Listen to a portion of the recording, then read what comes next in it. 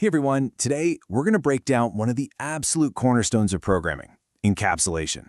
Now I know, it sounds kind of technical, maybe a little intimidating, but trust me, by the end of this, you'll realize it's a concept you already know like the back of your hand from things you use every single day.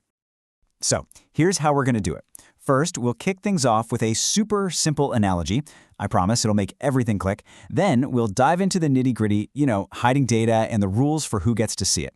From there, we'll talk about the gatekeepers that enforce those rules. And to wrap it all up, we'll look at a real-world code example to see how it all works together.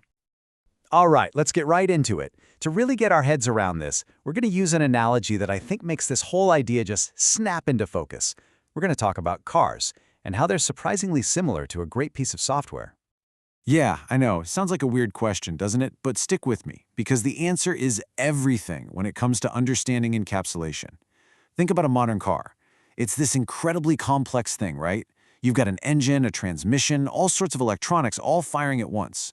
But you, as the driver, you don't need to know any of that. All you need is the simple stuff. A steering wheel, a couple of pedals, and maybe a speedometer. That's it.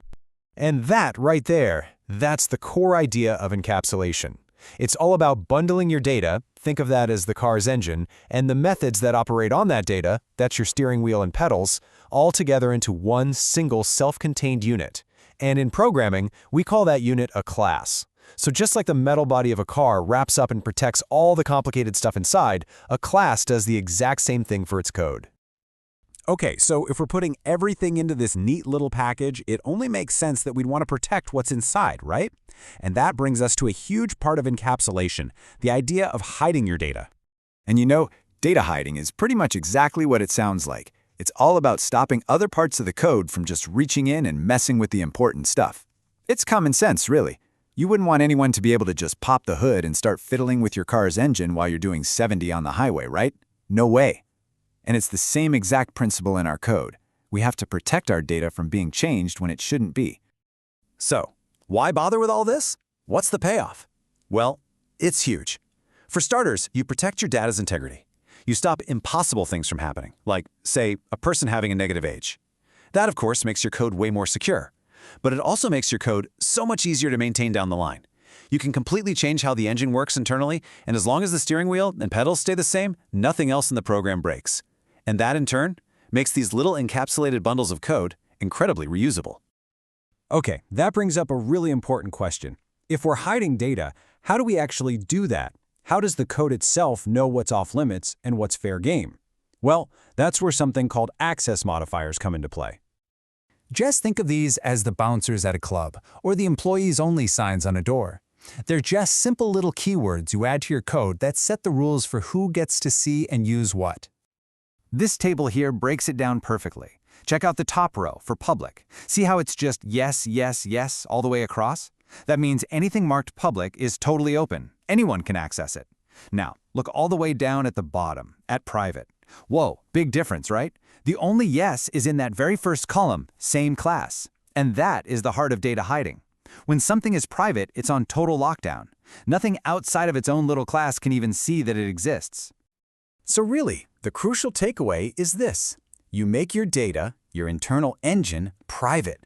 But you make the controls, the steering wheel, the pedals, public. This is the perfect balance. It lets other code interact with your object, but only through the safe, controlled channels that you designed for it. But this brings up another question, right? If the data is locked away as private, how on earth do we ever actually read it? Or, change it when we need to? Well, we do it by creating special public doorways, and we call them getters and setters.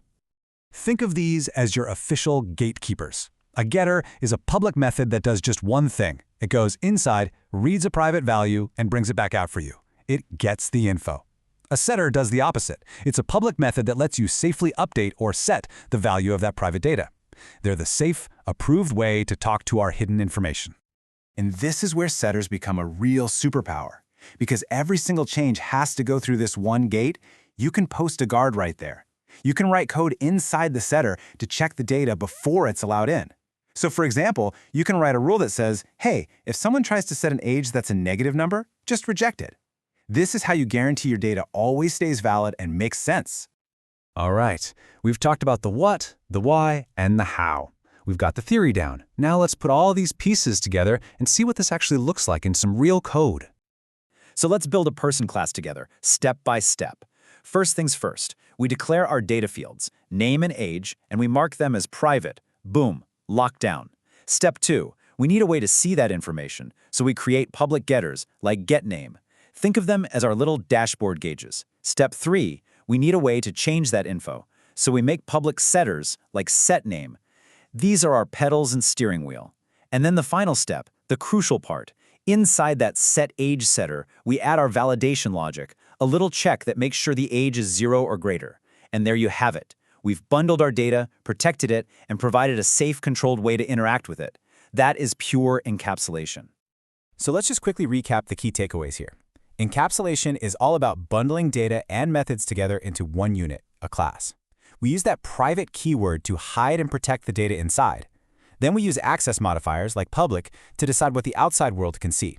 And finally, we use getters and setters as the safe, controlled gateways to read and update that private data.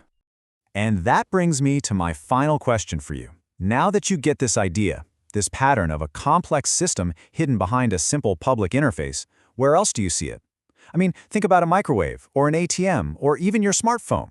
The more you start looking for it, you'll realize that encapsulation isn't just a programming concept, it's literally all around us. Thanks so much for joining me.